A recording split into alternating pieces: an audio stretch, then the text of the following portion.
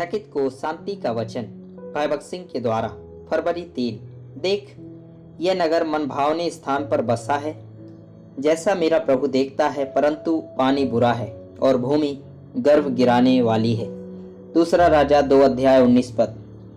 भविष्यद्वक्ता एलिसा के समय में यरीहो की दशा बांझ थी और इसकी तुलना इन दिनों कई स्थानों में निष्फल कलीसियाओं की स्थिति से की जा सकती है, जहां आत्मिक रूप से समान परिस्थितियां होती हैं। मंडलियों में प्रभु को बांझपन को दूर करने के लिए एलिसा जैसे पुरुषों की आवश्यकता होती है।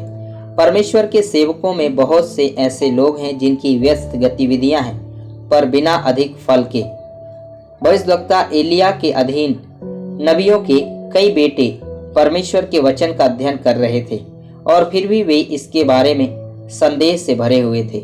इसलिए परमेश्वर के मार्गों से अनजाने होने के कारण उन्होंने एलिया के साथ एलिसा को जगह जगह जाने से रोकने की पूरी कोशिश की। एलिसा अच्छी तरह जानता था कि यहोवा एलिया को उससे दूर ले जाएगा। भविष्यद्वक्ताओं के पुत्र भी यह जानते थे। पद 3 देखें। फिर भी उन्होंने एलिसा के साथ जाने के बजाय उसे एलिया के पीछे चलने से रोकने की कोशिश की। एलिया के साथ अंत तक रहने के लिए एलिसा किसी भी परीक्षा या बलिदान से गुजरने को तैयार था। प्रभु को एलिसा जैसे विश्वास योग्य सेवकों की आवश्यकता है। भविष्यद्वक्ताओं के पुत्रों ने एलिया और एलिशा को संदेहपूर्ण मन से देखा।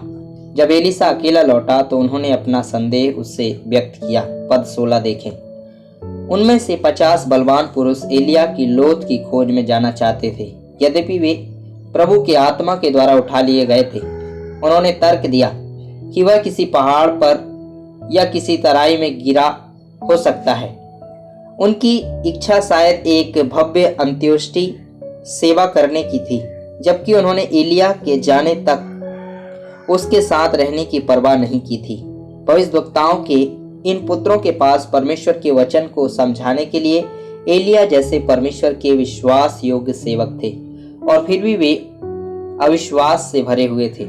उसी तरह आज बहुत से लोग हैं जो परमेश्वर के शक्तिशाली और विश्वास योग्य सेवकों द्वारा परमेश्वर के वचन की शिक्षा पाते हैं, परंतु विश्वास में कमजोर रहते हैं और भय से भरे रहते हैं, और उन पर परीक्षाएं और पीड़ाएं आती हैं तो वे कुड़कुड़ाना शुरू कर देते हैं और बहुत उदास चेहरे लिए फिरते हैं। हमें सीखना चाहिए कि एलिसा की तरह कैसे बने, ताकि प्रभु हमें बांझपन को दूर करने और हर स्थिति में फलदायी बनाने के लिए उपयोग कर सकें।